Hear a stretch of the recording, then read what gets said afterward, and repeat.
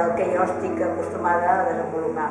Una miqueta el paper de bambú és prou fort per treballar amb aquest, o és un paper molt delicat en aquest aspecte? El paper fet a mà és molt resistent, encara és molt delicat però al mateix temps és molt resistent, perquè està fet amb fibres molt llargues i per tant això permet un tractament mullat del paper i que no es trenqui.